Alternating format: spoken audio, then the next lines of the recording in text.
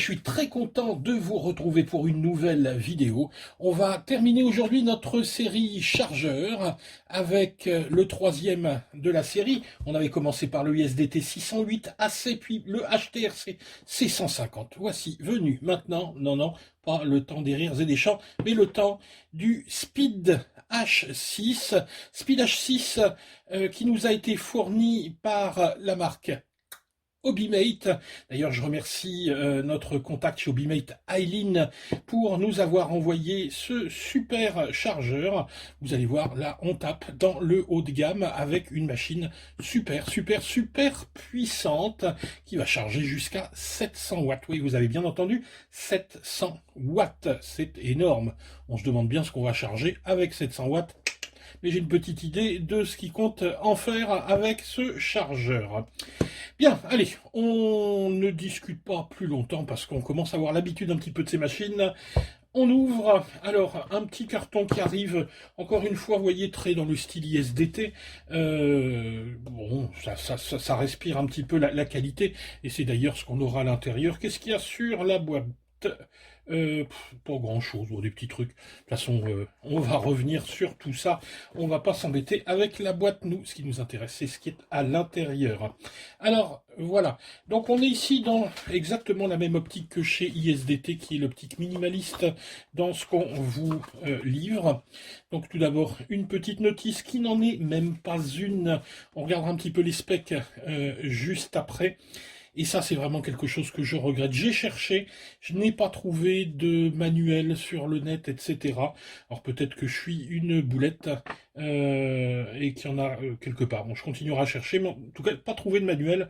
Bon, c'est pas très compliqué à comprendre non plus. Donc un petit bout de papier. Ensuite, voilà. Tous les câbles, vous voyez, hein, il y a énormément de câbles. Un câble, ici, Europe, EU, hein, c'est noté. Donc de toute façon, au moment de la commande, hein, ils regardent où ils envoient ça et vous mettent le bon câble à l'intérieur. Et ensuite, hop, le chargeur. Et le voilà. Voilà. Et c'est tout. Il n'y a que ça. Donc, un câble, un chargeur. Vous voyez, on est exactement dans la même optique que ISDT. D'ailleurs, on est un petit peu dans un look qui est assez comparable. Bon, qui j'en sais rien, mais en tout cas, voilà. Donc, ici, un bloc, voilà, hein, ça se présente un petit peu comme une grosse brique. Ça pèse 400 grammes. C'est du métal, oui, hein, oui. J'ai un doute là, soudain. Est-ce que c'est du métal? Bon, c'est un plastique dur qui donne un look un petit peu métallisé. Bien, alors on va regarder un petit peu tout d'abord les spécifications de cette machine. Je ne sais pas si vous arrivez à lire. Bon, attendez, je vous mets directement la photo, comme ça je vais pouvoir lire tranquillement. Alors, qu'est-ce qu'on voit là-dessus? On voit tout d'abord que cet appareil, donc input voltage AC-DC, donc il peut ici être alimenté soit par une batterie, soit directement par le 220, ici ils sont à 240.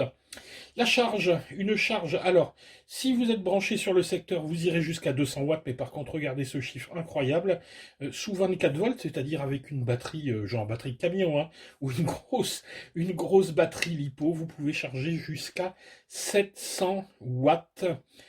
C'est assez énorme.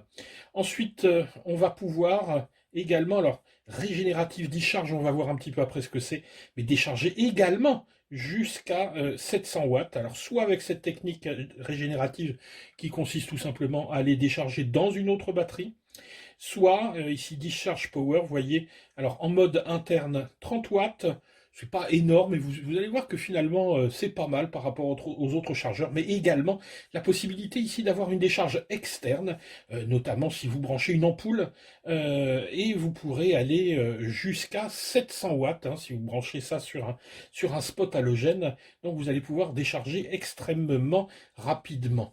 Les types de batteries classiques, hein, LiPo, LiHV, LiFe, etc., etc., etc. Ça, c'est du classique. Charge jusqu'à 26 ampères.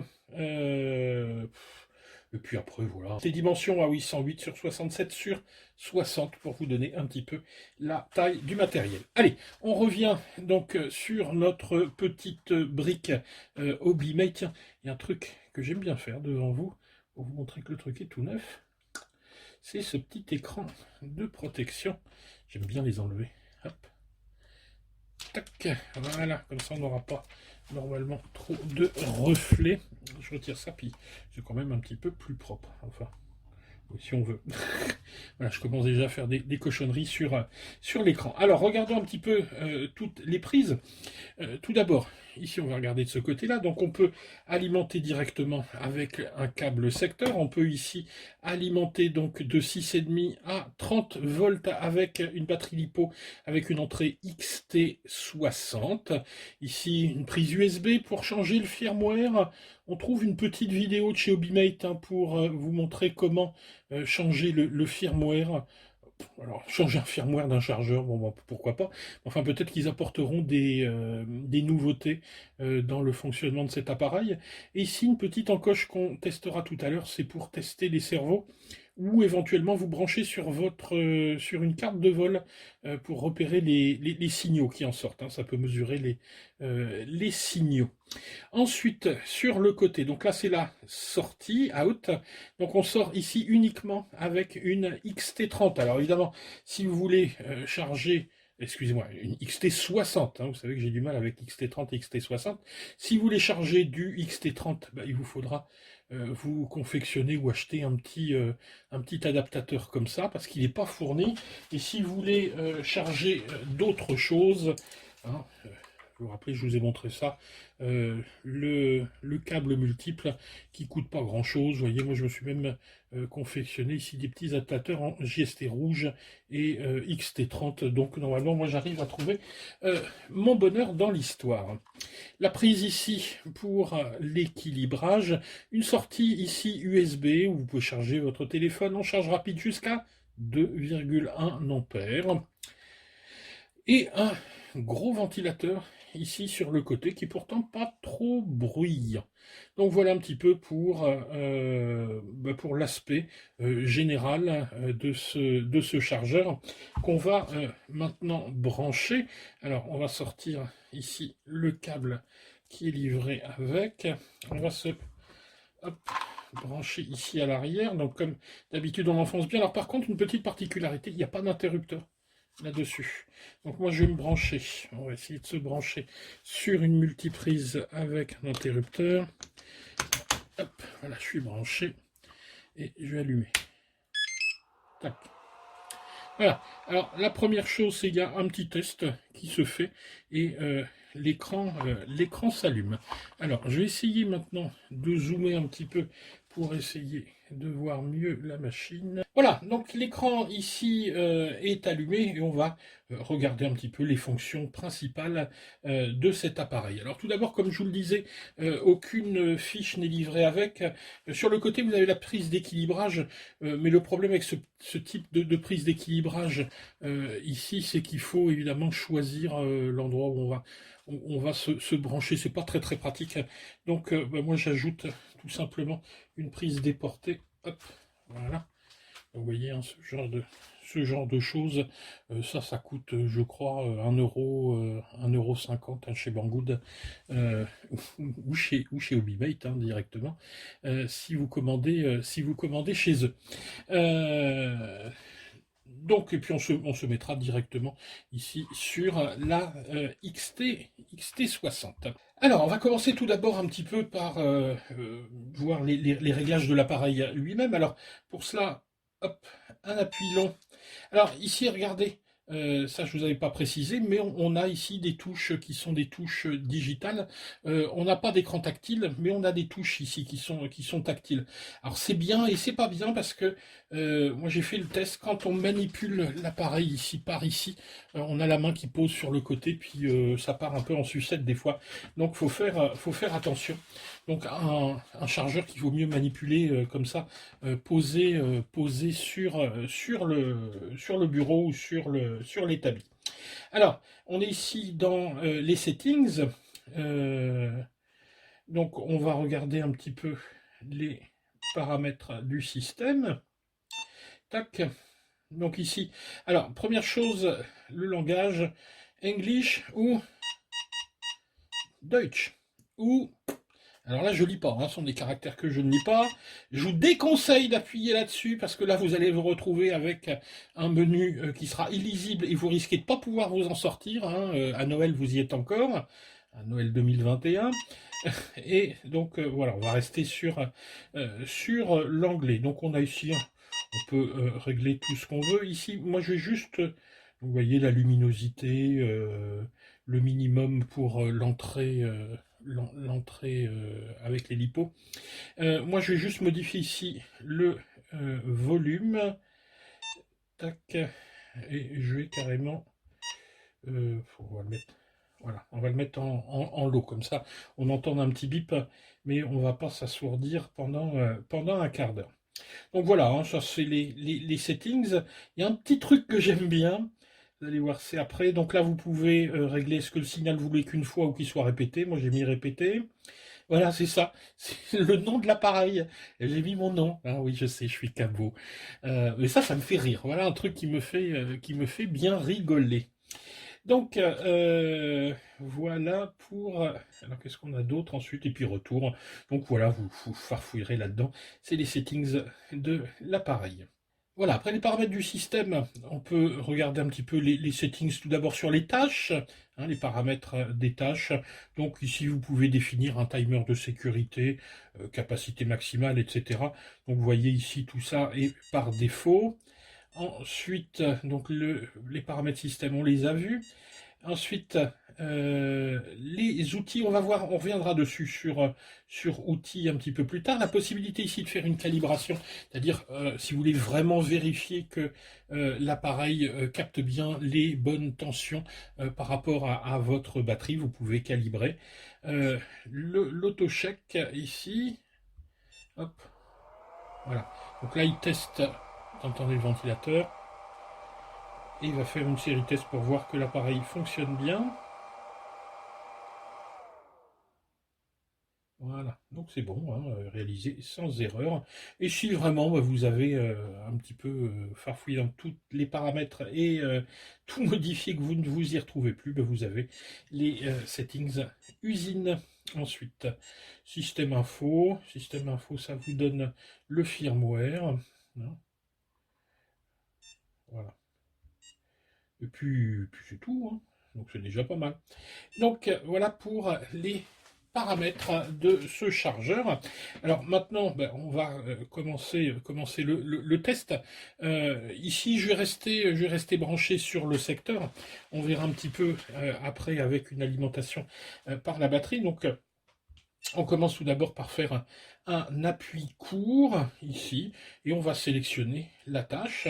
Donc en tâche ici vous avez plusieurs possibilités, charge, décharge, une charge extérieure, la mise ici donc storage, balance, décharge régénérative, ça on en parlera après au moment de la décharge.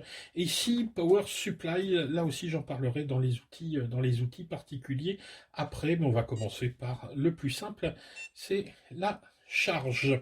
Alors la charge, ici on va évidemment sélectionner le type de batterie,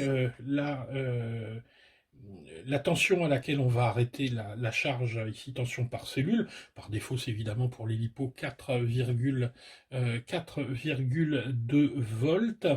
Ici le nombre de cellules qui sera détecté automatiquement. Alors vous allez voir ici je vais brancher une 4S. Voilà, donc là il a bien détecté les quatre cellules. Donc il vous donne ici la tension par cellule, donc vous pouvez l'utiliser comme testeur de batterie directement. Si je reviens ici, vous voyez qu'il est passé automatiquement en 4S, donc il n'y a aucun souci, il détecte, donc bon, il n'y a pas à se tromper, et puis si vraiment il y a une erreur, il s'arrêtera. Donc ici, si je veux charger, je peux choisir évidemment mon courant de charge, sachant ici que j'ai une batterie 1500 mAh, donc je vais choisir donc à 1C, hop, on va se mettre à 1,5 ampères, voilà, et je démarre. Et voilà, c'est parti. Donc ça va commencer à charger. Donc vous avez ici la puissance développée pour la charge. On n'est qu'à 25 watts, sachant que je peux pousser jusqu'à 700 watts en alimentant ce chargeur avec une batterie externe. Alors on va en parler tout de suite, parce que vous doutez que si une 4S 1500 ne me prend que 25 watts, qu'est-ce que j'irai foutre de 700 watts de puissance? Deux solutions. Soit je vais charger d'énormes batteries, ça c'est possible pour de très très gros appareils, soit, et mais ça moi je le déconseille, ça moi je ne le fais pas, mais après les gens qui ont l'habitude peuvent être tentés de le faire, c'est la charge parallèle avec des boards, hein, des paraboards, parallèles boards. Ça doit être fait avec beaucoup de sérieux, beaucoup de connaissances surtout, et beaucoup de prudence. Mais là je vous laisse imaginer qu'avec 700 watts, je crois que des batteries comme la mienne, là vous pouvez presque en charger une trentaine. Donc bon, après chacun fait comme il l'entend. Moi, je le déconseille. Bon.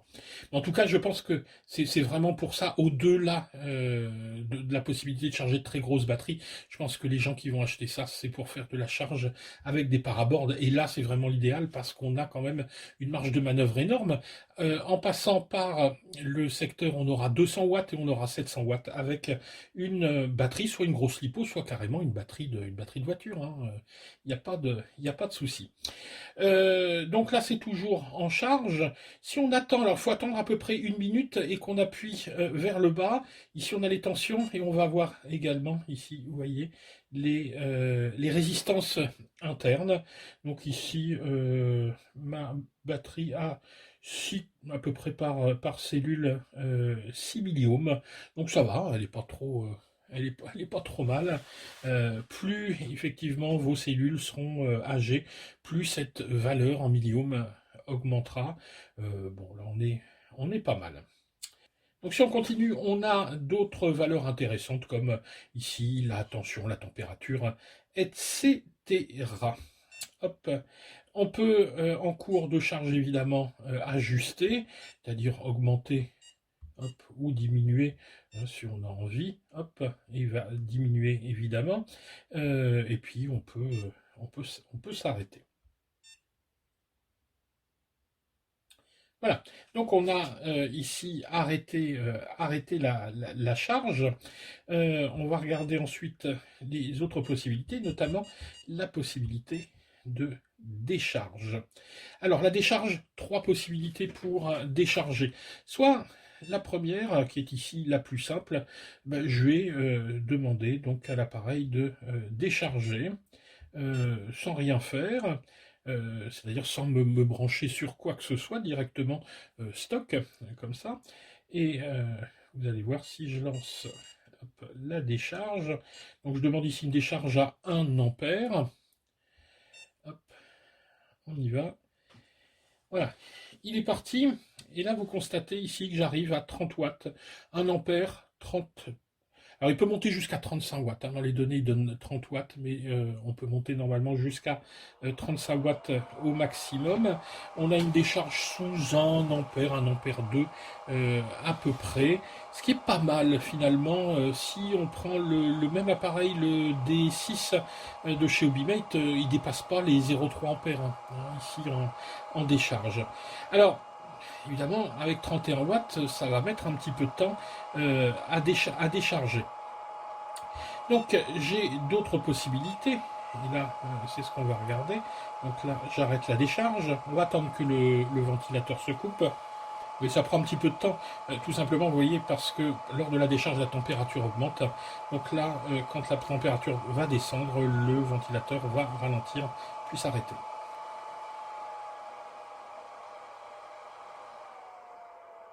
Voilà, le ventilateur s'arrête, donc là, on va pouvoir rediscuter un petit peu tranquillement. Alors, la deuxième possibilité pour décharger, là je vous ferai pas forcément de démonstration, mais alors, c'est tout d'abord, Alors, on va descendre un petit peu, elle est ici.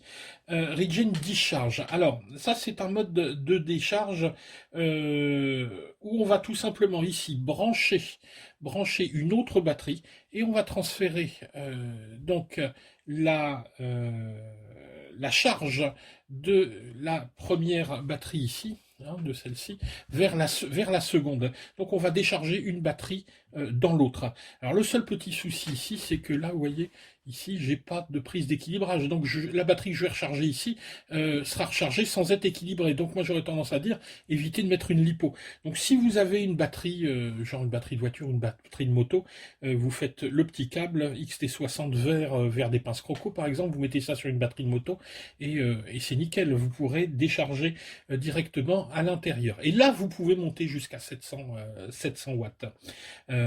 Donc c'est énorme, hein, ça va aller très très vite pour décharger et vous pourrez faire la même chose en décharge externe, c'est-à-dire que se branchant là également à ce niveau-là, vous pouvez relier ça à une lampe halogène et vous allez pouvoir comme ça, avec l'option ici décharge externe, choisir.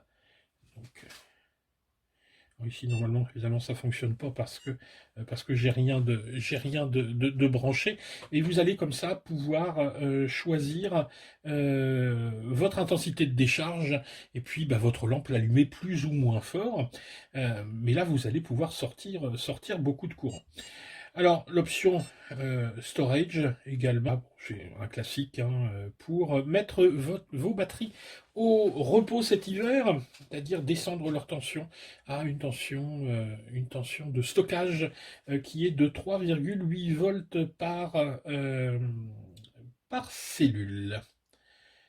Voilà, donc ici, ça c'est la décharge de stockage, où ici, je vais, donc vous voyez, ma batterie est à 91% ici, et elle va descendre jusqu'à ce qu'on ait ici une tension de 3,80, ce qui fait à peu près 60% de charge. Hop, et on arrête. Voilà. Évidemment, j'ai relancé le ventilo. Voilà, le ventilo s'éteint de nouveau et on n'a plus qu'à voir la dernière petite fonction ici, qui est la fonction balance. Donc là, c'est du classique. Pendant la charge, ici, via la prise d'équilibrage, évidemment, c'est une charge sous balance, c'est-à-dire que vos accus sont chargés de manière équilibrée. Par contre, si vous avez un petit déséquilibre, vous allez lancer la fonction ici balance et automatiquement on va avoir un équilibrage qui se fera. Donc sauf que moi ici ma batterie est équilibrée, donc il me met balance down. Donc voilà pour la dernière fonction classique de cet appareil. Alors ensuite, ce qui va nous intéresser, c'est de voir un petit peu les outils supplémentaires dont on dispose avec cet appareil. Alors pour retrouver ces outils, on va faire ici un appui long, et on va aller ici, on peut aller notamment sur Tools. Donc ici, je vais débrancher ma batterie parce que j'en ai plus là l'utilité. Je débranche ma prise d'équilibrage. Alors, ici, ben, c'est tout simplement le test des servos.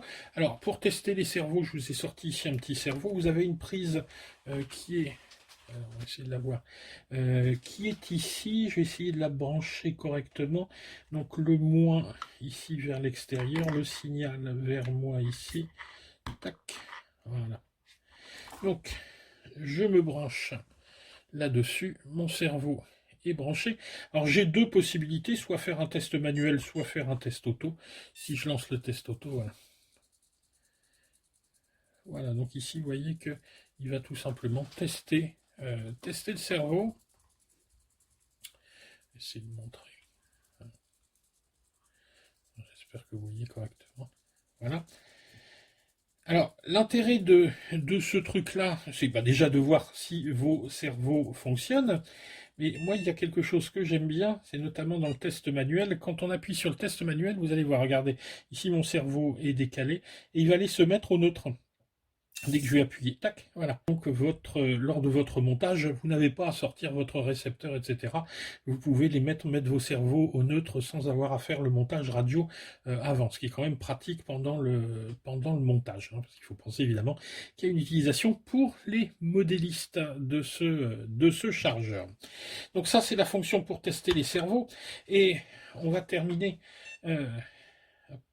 par une fonction ici qui est vraiment pas mal. Voilà. Power Supply. Alors, Power Supply, je vais m'arrêter 2 petites secondes là-dessus parce que c'est un truc qui est vraiment pas mal. Qui est vraiment pas mal pour 2 raisons. C'est tout simplement parce que cet appareil, il y a un redresseur de courant à l'intérieur. C'est-à-dire que vous pouvez l'alimenter avec une batterie 11 volts et lui faire sortir du 24 volts. Donc ça a un intérêt non négligeable si vous voulez l'utiliser tout simplement comme transfo cet appareil. Il y a juste une petite chose à savoir dans l'histoire, c'est que évidemment votre sortie ça va être une sortie XT60. Alors, moi, il y a vraiment une utilité toute particulière. Je vous sors tout de suite. Hop, c'est ici. Et oui, c'est mon fer à souder. Donc, j'ai la chance d'avoir un beau TS100. Ce TS100,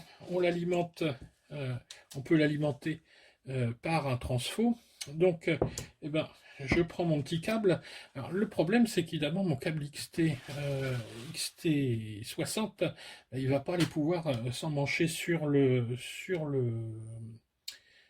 chargeur. Donc, j'ai fait un petit adaptateur, hein, tout simplement. Hop, voilà. Donc, on va le brancher. Hop, on va diminuer un peu le zoom, parce que là, hein, c'est bien, mais...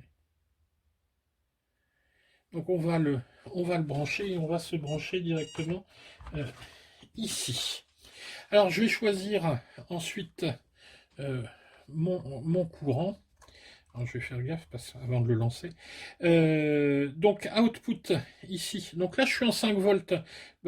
Moi je veux, étant donné que c'est mon fer à souder qui prend jusqu'à 24 volts. Hop, on voit, vous voyez 24 volts, 700 watts. Et on envoie start. Tac. Et c'est parti. Et voilà. Et là, vous allez voir, je presse, tac, et on va monter. Vous allez voir à quelle vitesse. Tac, voilà, j'ai sélectionné 400 degrés.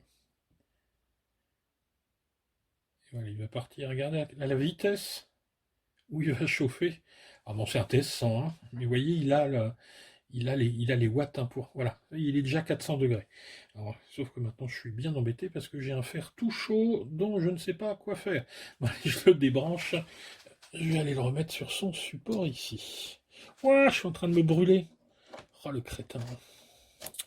Voilà, c'est bon. Je me suis fait mal. Bon, c'est pas grave.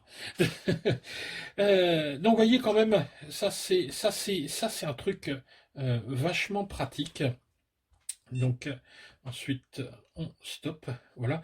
Donc vous pouvez l'utiliser comme transfo pour alimenter ce que vous avez envie. C'est vraiment super pratique.